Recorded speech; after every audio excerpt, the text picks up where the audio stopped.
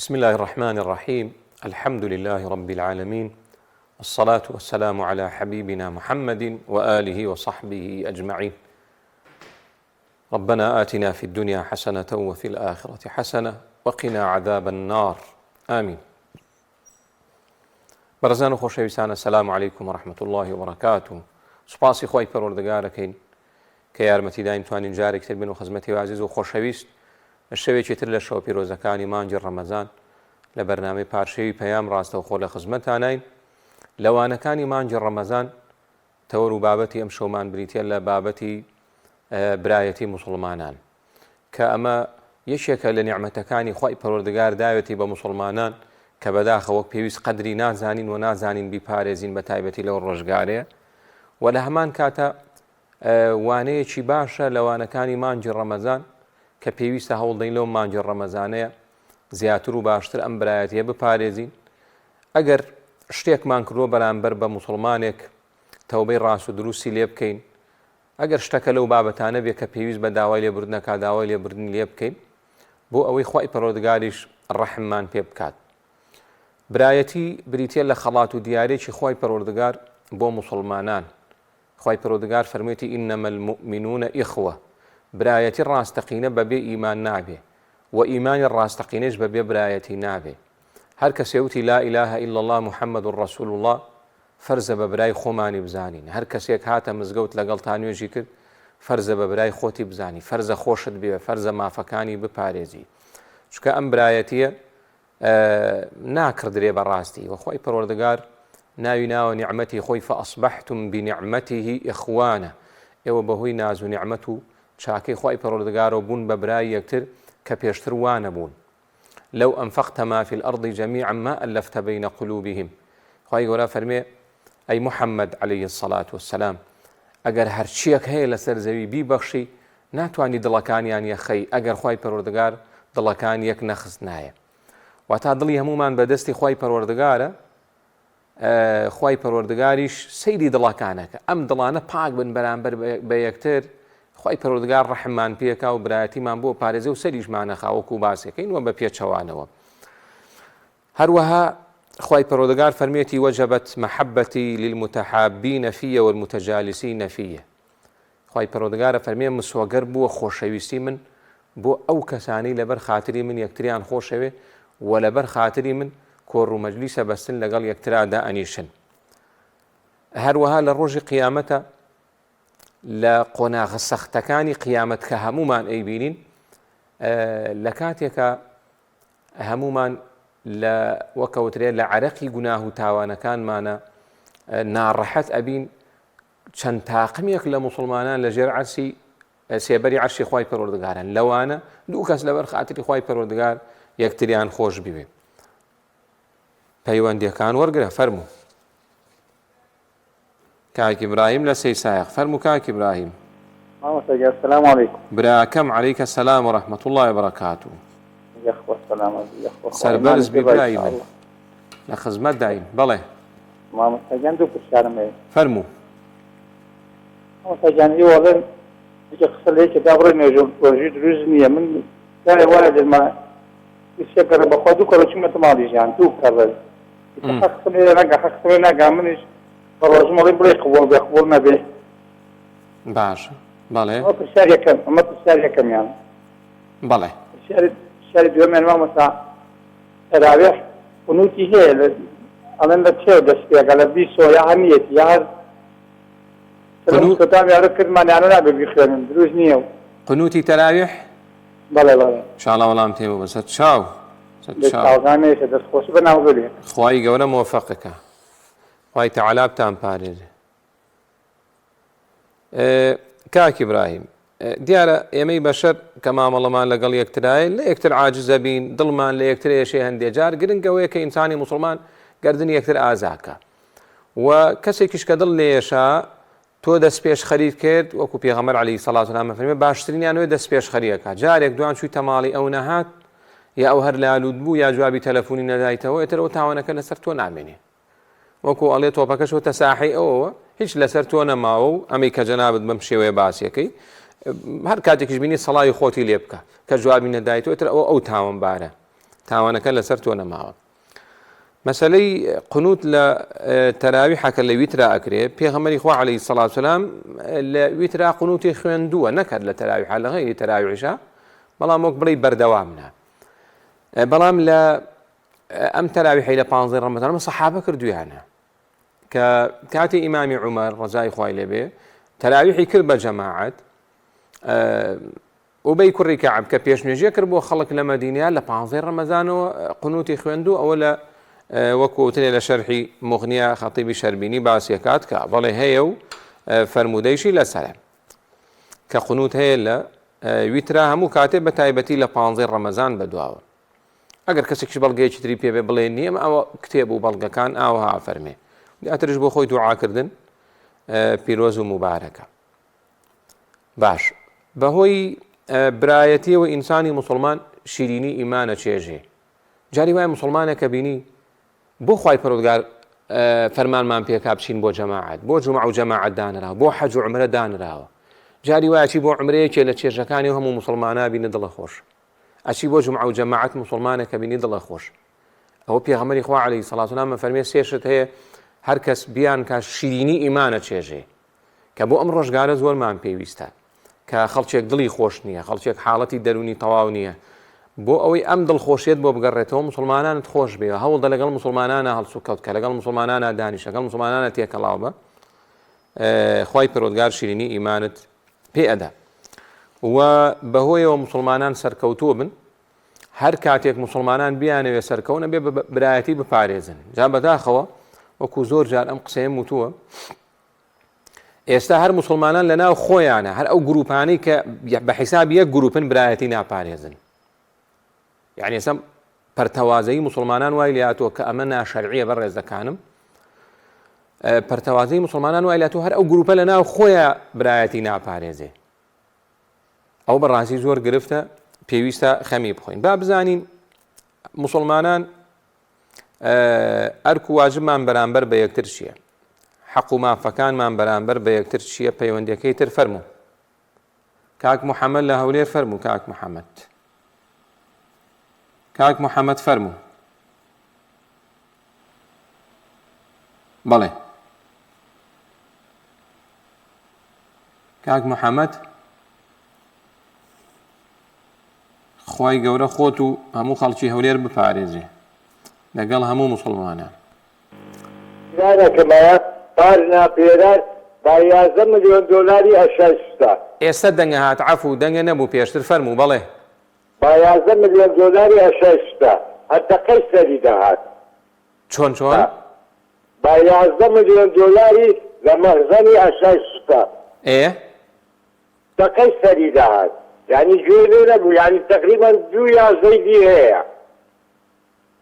بەڵێ ئەوجا ئەوی ڕۆژێ هات جازمی کرد، من داوام لێ کرد و کابرایکی مەحەوەکەم دەستم کوردە داوام لێ کرد.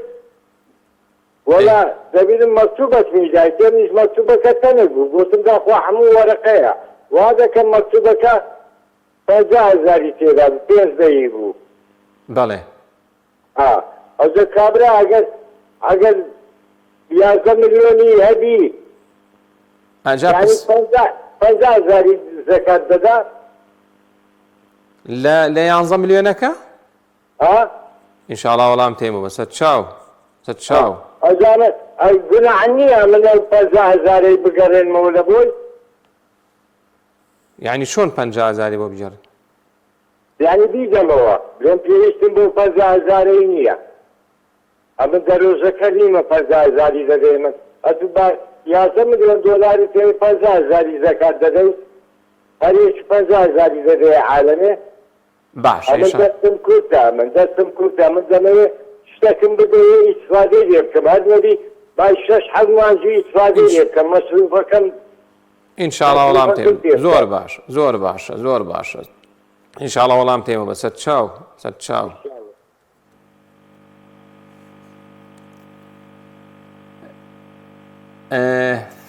ئەو بەڕێزە لە قەڵاتزێوە با بفەرمێ. فەرموو کاک ڕەسوول، فەرموو کاک ڕەسوول، کاک ڕەسوول فەرموو.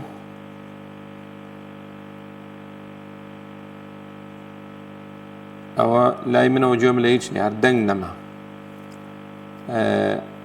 كاك الرسول فرمو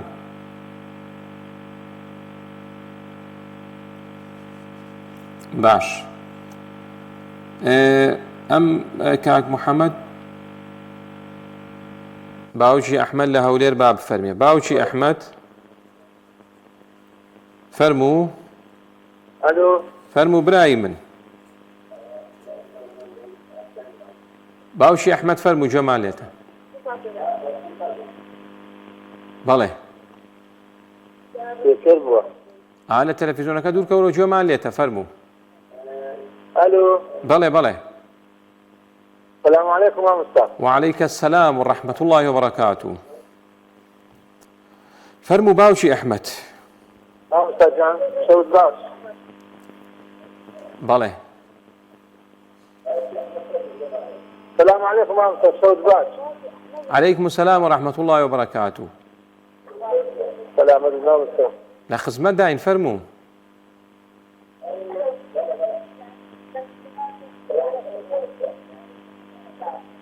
بله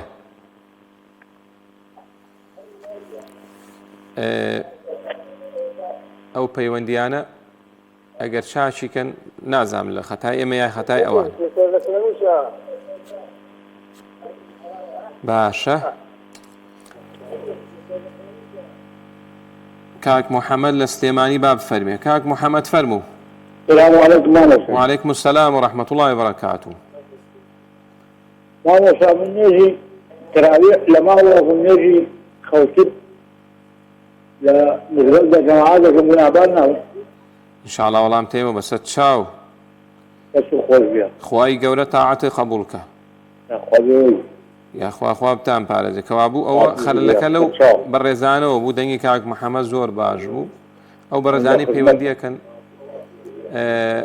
توزيك لتلفزيونك دور كونوا بشكو إسفادة لكاد بكين عاطشي بيقال وأنا قال كاك محمد جيان باوشي أحمد له ولير فرمو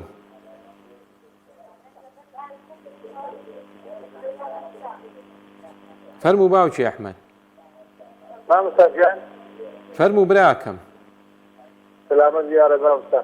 والله ما مصطفى سبارت با أو التليفون في با خصوم.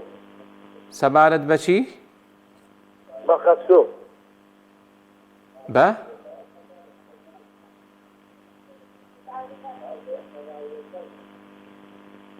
بله. السلام عليكم يا مصطفى. والله تجاري السلام عليكم. وعليك السلام ورحمة الله وبركاته. والله إذا من زور وتم عليك السلام إن شاء الله بخير بما نسي خينا دي.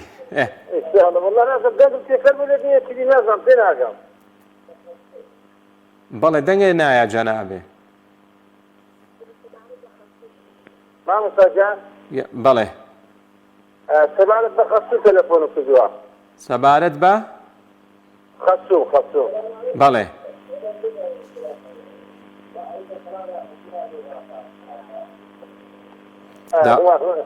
داوای لێ بردنەکەین باوکی ئەحمەد دەستیان خۆشما مستەجاب قابل پارێزی ساڵا خوای گەورە تۆیش پارێزی و دڵتان خۆشکە تاعەتان قبول بێ داوای لێ بردنی لێکەین.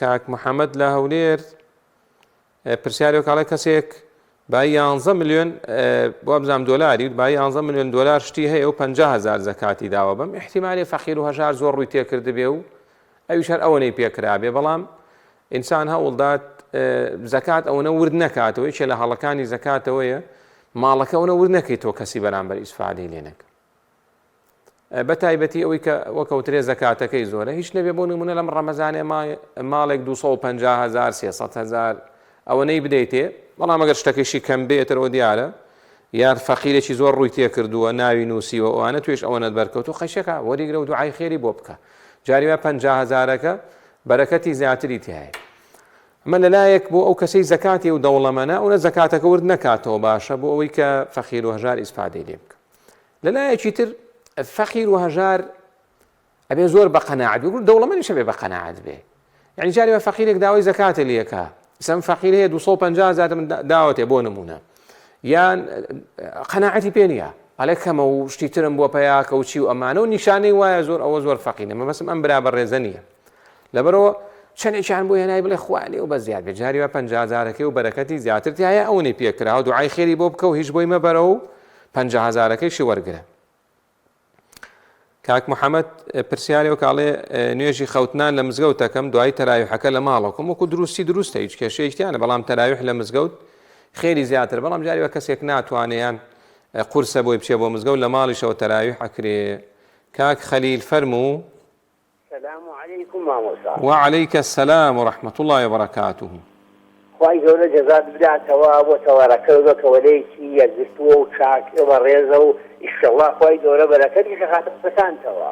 ئامین ئامین ئینشاء الله. مامۆستا بێ زەحمەت هۆی چییە سەبەب چییە ئەو برا موسڵمانانە لە ناو خۆیانە ڕقیان لەلەیەک وەکو تۆ ئەفەرموویت یعنی لە مزگەوتا جاری وا هەیە مامۆستایەکی ئیمامەتەکە لە جێگەیەکە ئیمامەتەکە لە شوێنەکە ئیمامەتەکە دیقەتەکەی ئەو هاوڵاتیانە حەز بە نوێژەکە ناکەن لە دوای و حەزەکەن بچن بۆ شوێنێکی تر ناخۆ ڕقیانە لێی بۆیە نوێژەکەی لە دواوە ناکەن یا هین واشتر لەسەر ئەوە هۆی چییە ئەوە ئەم فیل و ڕق و ناخۆشن و بغزە لە ناو ئینسانەکانە هەیە سەبەبەکە چییە ڕوونکردەوەیەکمان بۆ بکە خوای گەورە جەزا بداتەوە خوای گەورە پاداشی زەحمەتەکەشتان بە ڕەحمەت بداتەوە. ئامین ئەجمەعین دەستێ خۆش بێ یا خەمەوە ساخەلیل گیان دەستێ خۆش بێ.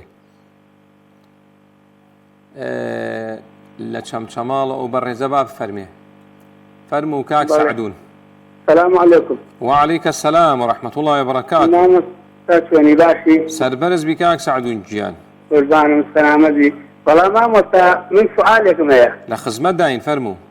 خزمەت لە منەوە مامۆستاگیان وەڵام مامۆستا من ئێمە خۆمان قەزەیەکمان لێ قەزیەکە هەمومان نەگرێتەوە کێشەیەکی هەمومان نەگرێتەوە یعنی نەکردم بڵێ من نەگرێتەوە ئێستا من خزمەکانم هەموویان پشتیان ڕویان کردێ بۆ پشتیان کردوێتە من ئەچم قاتێکە ناکەنەوە ئەڵێم قاتێکەم لێ ناکەن حتا لە قاتەکەشیان نەزر من هەر چوومە بە زۆر وام کردووە کارتمە سەلام عەلەیکم چۆنن باشم ئەوەم لێاتەوە کەیتێکی هەر لەناو ماڵەکەی خەسەیەکەی نانەدەمتەوە. بەڵێ. جایتەوە ڕوونکردەوەیەکمان بیتێ. انشاءالله بەسەر چاو خزمەتان کاک سەعدون خوای گەورە بتان پارێزێ. باشە کاک خەلیل پرسیارەکەی دەربارەی تەورەکەی خۆمانە ئەڵێ زۆر جار مسلمانە بین ڕقی لە مسلمانەیە لە مزگەوتێک مامۆستایە کشێتە پێش نوێژ ناکا لەگەڵای ئەو مزگەوتە بەجێڵە یەکێک لە هۆکارەکانی پاراستنی برایەتی بەڕێزەکانم نوێشکردنە لە مزگەوتی گەڕێکی خۆت کە ئەمە سونەتێکە زۆر خەڵکوازی لێ هێناوە. پێغەمبەری خوا عەلەیهی سەڵاتو وەسەلام فەرمێ لیوصەلی ئەحەدوکم فی المەسجد الذی یەلیه بە هەر موسڵمانێک لەو مزگەوتە نوێشکا کە نزیکی ماڵەکەی خۆیەتی مەگەر لە جومعەیە ئەوە بزانی وتارەکەی یا وتاری تیانە یا وتارەکەی باش نییە ئیسفادەی لێ ناکەی لە غەیری جومعەیە هەوڵدە لە مزگەوتی گەڕێکی خۆتان نوێشکە بۆی برایەتەکە پارێزراو بێ. ئەم جار بەڕێزەکانم هەندێک جار بیانووی نامەعقولوانێت جاری وای مامۆستایەک نوێژەکەی زۆر خۆشە و قورئاتێکی جوان و عەقیدەیەکی پاک و ڕێک و پێک دواتر پێغەمبەر عەلەیهی سەڵاتو وەسەلام ئێمەی فێر کرد لە پێش هەموو کەسێکەوە نوێژکەین تا کوفرێکی ئاشکرا و ڕوونی لێ نەبینی کوفر شەرع بڵێ کوفرە نەک بە هەوا ئارەزوی خۆ بڵێ کە ئەمە کوفرە. لەبەرەوە هەر مامۆستای نوێژی بکو دوعای خێری بۆ بکە هەر مامۆستای پێش نوێژی کرد نوێژ لە دوایە بکە مزگەوت بەجێ مەیەڵە جاری وا هەیە وردی کەیتەوە مامۆستاکە زۆر لەو کەسە دیندارترە کە ئەڵێ نوێژی لە دواوە ناکەم سەبەبەکەی شەیطانە. مامۆستا خەلیل بە شێوەیەکی گشتی خوای گەورە فەرمێ ئینە الشەیطانە یەنزەغ بەینەهم شەیطان هەمیشە ئەوێ نێوان مسلمانان تێکدا ئەوێ ڕق و بوغز و چینەت لە یەکتر بێ. سە مسلمان هەیە 5 فەرز زەکاتەدات بە ڕۆژووە سنەتی پێغەمبەر صلی الله عەلەیهی وسەلەم جێبەجێ ئەکا هەمووانەکە بەڵام لە دڵەوە شەیطان وای لێ کرد ڕقی لە مسلمانانە ئەم ڕقا قوڕەکاتە سەریع هەرچی چاکەیە زۆر جار دەچێت بۆ مسلمانان کە دواتر تاوانی تری لێکەوێتەوە کە ڕقی لە مسلمان بۆ غیبەتێکە غیبەتی زۆر جار غیبەتەکەیش بە شەرعیە زانێ جاسوسی بەسەرەوە ئەکات زەرەر و زیانی لێدا دوعای خێری بۆ ناکە کەمانە هەموو زەرەری هەیە بۆ دنیا بۆ قیامەت. بۆیە هۆکارەکەی ئەوەیە کە مامۆستا خەلیل گیان کاک سەعدون ئەڵێ جاری وایە بەعزە ماڵێک کە بینت تێکەچێ لەگەڵە هەر دەرگاکەشی بەسەراداخە هەر کەسێک لە دەرگادا دەرگای لێ نەکردێتەوە تە تاوانبار نابی پێویست ناکە خۆ بکەی بە ماڵ و ئەوانەیە لە دەرگادا دەرگای بۆ کردەوە باش دەرگای نەکردەوە یاوتی مەیە ماڵەکەم تاوان لەسەر تۆ نامێنێ کە ئەو بەڕاستی کارێکی باش نییە بەڕێزە ئینسانەوە دڵی ڕەخ نەبێ. پێغەمبەری خوا عەلەیهی سەڵات وسەلام قەومەکەی چیان پێ نەکردووە هەر 13 ساڵ خۆی و سەحابەیان بە هەموو شێوە چەوسانوتەوە کە هاتوو ئەو شارەی فەتح کردووە بە 10,000 سەربازەوە لە مانجی ڕەمەزانی شاکرێتی فەتحی مەککە. ئەم شارەی فەتح کردووە ئەم خەڵکە خراپەی 13 ساڵ هەرچیشی ناشرین هەیە بە باشترین مەخلوقیان وتۆ کە ڕەسوول الله عەلەیهی سەڵات وسەلام فەرمێت ئێوە پێتان وایە من چیتان لێ کردم وەڵای تۆ هەر بەڕێز بووی فەرمی بڕۆن گەردنتان هەمووتان گەردنی هەمووتان ئازاد دیکە عەلەی شوێن پێغەمبەرەکەم عەلەیهی سەڵات وسەلام ئەبێ ئاوها بین لەبەرەوەی ئینسان دڵی گەورە بێ مسڵمانێک جاری وایە وەک لە بەرنامەی پێشوو ئاماژەمە جاری وایە خزمێک یەک قسەی ناخۆشی پێوتوی برادێکت یەک هەڵوێستێکی ناچنی لەگەڵ تا بوو خۆ ناکرێت تا قیامەت دەنگی لەدا بڕێ خۆ ناکرێ غیبەتیکەی خۆ ناکرێ زەمیکەی خۆ ناکرێ نەچی بۆ ماڵن خۆ ناکرێ هاوکاری نەکەی ئینسانە بێ ئاگدار بێ ئەو دڵگەورێتیە صفەتی پێغەمبەری خوا عەلەیهی سەڵات وسەلام. مافەکانی برایەتی ئەمانن کە فەرزە ئینسانی مسلمان هەموو مسلمانێکی خۆش بێ لا تدخلون الجنة حتى تؤمنوا. پێغەمبەری خوا عەلەیهی سەڵات وسەلام فەرمێت دڵنیابن ناچنە بەهەشتەوە تا ئیمانتان هەبێ هەر کەس ئیمانی نەبێ ناچێتە بەهەشت ئەو ئیمانی خوا داوای کردو سبحانه وتعالى. ولن تؤمنوا حتى تحابوا ئیمانیشان کامڵ و دامەزراو نییە هەر نییە تا مسلمانانتان تا یەکترتان خۆش نەوێ. دوو جێبەجێکردنی پێداویستی مسلمان بەڕێزەکانم ئێستا خەڵکێکی بۆ عەمرە بۆ عیبادەت و تاعات زۆر گەورەیە بە تایبەتی عومرەیەک لە ڕەمەزانە خێری حەجێکی هەیە. پێغەمبەری خوا عەلەیهی سەڵات وسەلام فەرمی ئیشێ بۆ مسلمانێ بکە باشترە لە ئیعتیکافکردن. ئیعتیکاف واتە مانەوە لە مزگەوت بۆ عیبادەتی تایبەت 2 مانگ خێری 2 مانگ زیاتر. ئیبن عەباس وا فەرمێ ئەفەرمێ بچۆ ئیشێ بۆ مسلمانێ بکە باشترە لەوەی 2 مانگ لە مزگەوت تا بمێنیتەوە عیبادەت کەی. جاری وایە ئیش بۆ ماڵ و مناڵەکەی خۆت ناکەی بە پاساوی عیبادەت. هەیە ماڵ و مناڵ و دایک و باوک کۆمی بەجێهێشتووە بە پاساوی چون بۆ عیبادەتێک کە ڕەنگ بێت سونەت بێ بۆی. لەبەرەوە ئەم مسلمانە ئیشی بە توێ جاری وایە ئیشەکەی بە دینارێکە جاری وایە بە تەلەفۆنێکە جاری وایە بەوەی لەگەڵ یا بڕۆی ئیشەکەی بۆ ئیش بۆ مسلمانان بکەین خوای پەروەردگار لە دنیا و لە قیامەتە ئیشی بۆ ئاسانەکە. مافی سێمی مسلمانان دڵسۆزیە بەرامبەر بە مسلمان دڵسۆز بین بەرامبەر بە هەموو مسلمانێ و لەناو دڵسۆزیە لەم ڕۆژگارەیە گەورەترین دڵسۆزی بۆ مسلمانان پاراستنی نهێنی مسلمانانە. سیر لەوەیە مسلمانە جاری وایە شتی هەر نەکردووە بۆی گەورەکەینەوە بە تایبەتی لەم بەڵای فەیسبوک و دنیای سۆسیال میدیا و ئەنتەرنێت و مەنتەرنێتە زۆرێکمان قیامەتی خۆمان فەوتان و ئاگامان لە خۆمان نییە. کابرای بێدین کابرا کە ڕوو ناکاتە خوای پەروەردگار نوێژ ناکا باوەڕی بە ئیسلام نە دژایەتی تۆکە ئەڵێ ئەم مامۆسا مسلمانە وای کرد وای کرد منیش دێم ڕێگەوەی ئەو بڵاوەکەم ئەخەمەکەی شەریعە بەڕێزەکەم ئەخەمەکەی نوێژ و ڕۆژومان قبوڵە ئەمەکەی خوای پەروەردگار ڕەحممان پێکە ئەمەکەی برایەتی پاراستنە نهێنی مسلمان هەڵدەیتەوە جاری وایە 20 ساڵ پێش ئێستا مسلمانە تاوانێکی کردووە ئێ تەوبەی کردو خوای گەورە لێی خۆش بوو بۆ بە خۆشەویستی خوا ئێستا ئێمە دێن هەڵێ دێنەوە فڵانە کەس ئەو تاوانەی کرد تاوان 100% بە چاوی خۆت بینی تاوانی کرد ئەبێ بۆی داپۆشی نابێ بچی ئاشکرایکەی لەبەرەوەی لە حیزبەکەی تۆ نییە و لە مەزهەبەکەی تۆ نییە و جاوەکوتم جاری هەرنی کردو تاوانەکە ئەوە قوڕ بەسەرەکەی زیاتر. و مافی چوارەمی مسلمانانەوەی کە زۆر لە یەکتر نەکەین داوای شتێکی لێ بکەی لە توانایانە. سەحابە فەرموون ڕەزای خوایان لێبێ پێغەمبەری خوا عەلەیهی سەڵات وسەلام وای فێرکردنەکەن ئەم شتە لە دەستمان کەوتە خوار لەسەر ئەسپەکەمان دابەزین لەسەر ئەسپ و یا لەسەر حشتر و هەڵگرتنی شتێکی بەسیط خۆش نییە بەڕاستی خۆمان دابەزین هەڵی نەک بەیەکێ بڵین بمان دەرێ ئەرێک نەخەینە سەر شانی یەکتر ئیشێ بە خۆمەکرێت تەلەفۆن نەکەم بۆ تۆ بڵێ وەرام ئیشەم بۆ بکە کە ئەوە بەڕاستی گرنگە. سێ دوعاکردن بۆ مسلمانان ربنا اغفر لنا ولإخواننا الذين سبقونا بالإيمان. ئێسێمە دین گوێ لە چی ئەگرین گوێ لە کەسێک ئەگرین قسە بە ئیمامی شافعی ئەڵێ قسە بە زانا گەورەکانی ئیسلام ئەڵێ ئێمە لە چۆ دروستە گوێی لێگری ئێمە چۆن برایەت ئێمێنێ خوای گەورە فەرمێ دوعای خێر بکە بۆ شافعی و بۆ ئەمسالی شافعی بڵێ خوایە لە ئێمە لەو برانەمان خۆش بی قورئانە فەرمێ وای پێ بڵێن ئەمیش دێ تەکفیرێک ئەڵێ وەڵام من مسلمانی چاکە کورە لە چۆ مسلمانە قسە بە زانای گەورە بڵێ ئەبێ بەردەوام دوعا بۆ هەموو مسلمانان بکەین. پێغەمبەری خوا عەلەیهی سەڵات وسەلام فەرمێ هەر کەسێ بڵێ خوایە لە مسلمانان خۆش بە چەند مسلمان هەبێ ئەوە خێری بۆ نووس ئەگەر ڕاز بێ ملیارێ مسلمان هەیە ملیارێ خێرت بۆ نووسێ. شاش هەمیشە گومانی باش بە یەکتر بەرین وای جاری وایە لەم بەتایبەتی لەم ڕۆژگارەیە گومانی خراپبردن زۆر زۆرە. ئیمامی عومەرە فەرمێ مسلمانێ قسەیەکی کرد تا لێکدانەوەی باش هەبوو بووی لێکدانەوەی خراپی بۆ بووەکەی ببینی شتێک بڵێن شتێک بنووسم ئێ بۆ لێکدانەوەی خراپی بۆکەی. گومانی خراپ ناوەکەی بەخۆیەتی. پێغەمبەری خوا عەلەیهی سەڵاتو وەسەلام فەرمێ ئیاکم والظن فإن الظن أكذب الحديث. فەرمێ گومانی خراپ بە مسلمانان مەبەن. ئەو گومانی خراپە وەک بڵێ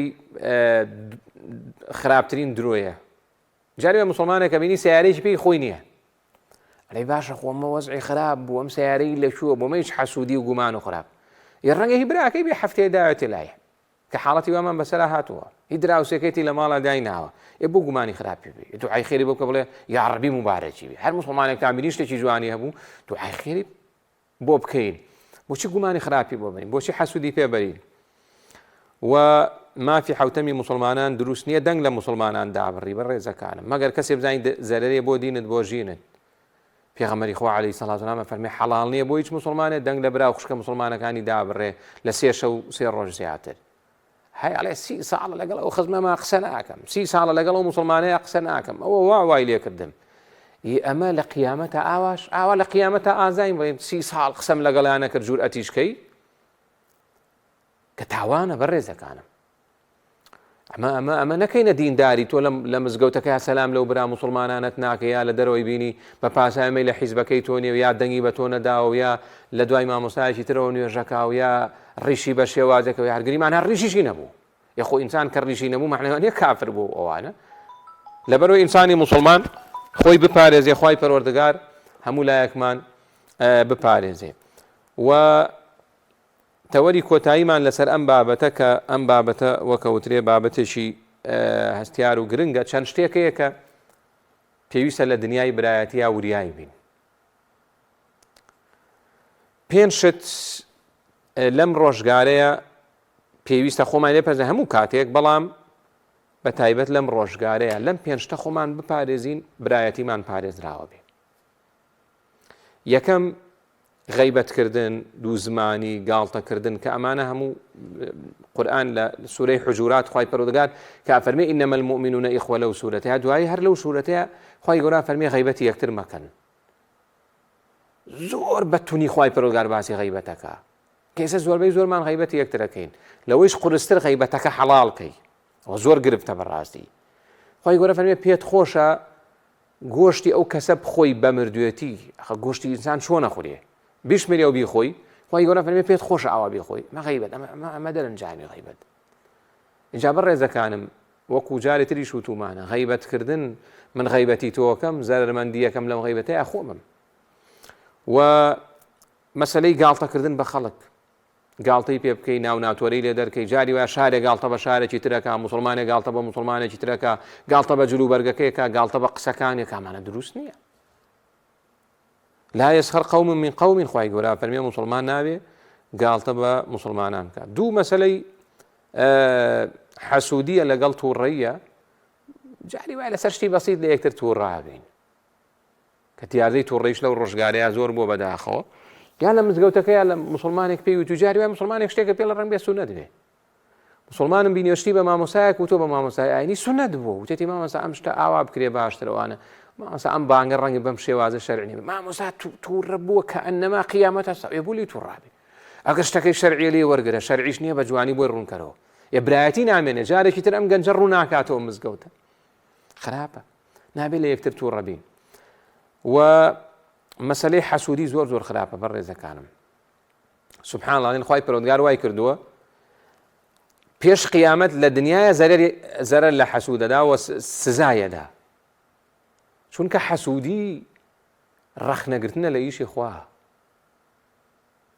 ئەوەی تۆ من نەبینی سیارێکم پێیا من تۆ بیم سیارێ لەوەی من جوانترت پێ، لە دڵما حەسوودیەک دروست بوو، ئەوە تاوانێ لە تاوانە گەورەکانم کردەوە. بۆیە وتم هەر مسلمانێکم من شتێکی جوانێ دوعای خێری بۆ بکە. ئینجا مالیاتوە خەڵکی مزگەوت پێی خۆش نییە براو خەڵکە مسلمانەکەی دێتە مزگەوت شتێکی جوانی پێ بیا سیارێکی جوانی بێ، هەزار گومانی خراپ پێ بە، هەزار حەسوودی، ئێمە ناشەرعیە، ئەمە تاوانی گەورەیە، ئەمە خوای پەروەردگار ڕەحمەت پێ ناکە، ئەمە نوێژ و ڕۆژۆکەت بۆ ئەو ئەچێ. هەروای لێ هاتووە مسلمان حەزەکە مسلمان فەقیر و داما و زەلیل و ئەوانە بێت، زۆر خراپە. و سێیەمیان بریتێ لە لوودبەرزی بەرامبەر بە یەکتر، ئەوەش واکە کە برایەتی پارێزراو نەبێ، نابێ ئینسانی مسلمان خۆی بە گەورەتر بزانێت لە خەڵکی تر، و لوودبەرزی بە ئەندازەی مسقالە زەڕەیەک ینی بە ئەندازەی مێلوورەیەکی بچووک لوودبەرزی بەرامبەر موسڵمانان لە دڵ تابێ پێغەمبەری خوا عەلەیهی سەڵاتو وسەلام فەرمێ لوودبەرزی ئەوەیە خۆت لە خەڵک پێ باشتر بێ ئایشە من پێم وابێ لە تۆ باشترم ئەوە لوودبەرزیم تایە پێغەمبەری خوا عەلەیهی سەڵاتو وسەلام فەرمێ ناچێتە باشتر. چوار مجادلە و دەمەدەمێ و بەرنامەی مناقەشە و ئەمانە مناشەرعین بەڕێزەکانم ئەڵێ ئێستا خۆمەزام چی بۆ و کابرایەکەم چۆن ئێشکێنمەوە چی ئێشکێنیتەوە ئەلێرەیە کەسێک دانیشتۆ نوێژ ناکە کەناڵەکەی بە پارەی حرام بەڕێوەچێ لێرە مامۆستایەکی ناوە لێرەش مامۆستایەکی تر هەرچیانە بە ئارەزوی خۆی شتیان پێڵێ ئەم قسە بۆڵێ و قسە بۆڵێ ئەمە مناشەریە ئەمە لەکوێی دیناجێ بێتەوە ئەم هەموو بەرنامەی گوفتوگۆیە کە بە پارەی حرامی و میلەتاگرێ مەچۆ بۆ ئەو بەرنامێ بەڕێزەکانم دروست نییە چی ئەشکێنیتەوە چی ئەشکێنیتەوە لەکوێ ئیشکێنیتەوە لەسەر چی ئیشکێنیتەوە مانە ناشەرعین و خاڵی پێنجەم و کۆتایی خراپ مامەڵەکردنە لە دنیای فەیسبوک و سۆسیال میدیا و ئەوانە مسلمان بەر بۆتە گیان مسلمان ئەم قسە بۆڵێ ئەو قسە بۆڵێ بەخوا مەمووی ناشەرعیە ئەو مسلمانەی کە قسەت پێ و تۆ بچۆ لە دوای ئەوە نوێژ کە مادام نوێژ لە دوایەوە دروستە با لەم ڕەمەزانەیە ڕابێم یعنی با من ئێستا من لە دڵما هەندێک مسلمانی ڕەنگ بێ خۆشیانم نەوێ وە خۆشەویستەکە وردیشی کەمەوە لەبەر خوا نییە زۆر جار با بچم لە دوای ئەوە تەراویح بکەم نوێژێ بکەم هەیە ئەڵێ سەر ناکەم بەو مزگەوتە ئێ بۆ سەری پێیان ناکەی ماڵی خوای پەروەردگارە ئێ بەخوا جاری وایە لە ئێمە زۆر باشترە سە مزگەوتێ لەم شار ڕەنگ بمن و تۆ بڵێ نوێژی تیان ناکەین خوا جاری وایە زۆر لە ئێمە باشترن لای خوای پەروەردگار بڕۆین لەبەر خاتری خوای پەروەردگار لەو مزگەوتە نوێژکە کە شتێک لە دڵتایە بەرامبەر مامۆستاکەی لەبەر خوانیە لەبەر دنیاە لەبەر حیزبایەتیە لەبەر مەزهەبایەتیەکە کە خوای پەروەردگار پێی قبوڵ نییە بۆیە لەم ڕەمەزانەیە فرسەتە دڵمان خاوێن کەینەوە بەرامبەر بە یەکتر ڕقمان لە هیچ مسلمانێک نەبێ دوعای خێر بۆ هەموو مسلمانێ بکەین ئەگەر چاکە خوای پەروەردگار چاچی بۆ بکە ئەگەر خراپە خوای پەروەردگار هیدایەتی بدە و ئەم برایەتی پاراستنە ئامانجێکی گەورەیە لە ئامانجەکانی ئاینی پیرۆزی ئیسلام و نەپاراستنی ئامانجێکی گەورەیە لە ئامانجەکانی شەیطان جوولەکە علمانیەت کوفر بۆیە ئینسانی مسلمان پێویستە وریابین لەبەرەی کامیان هاین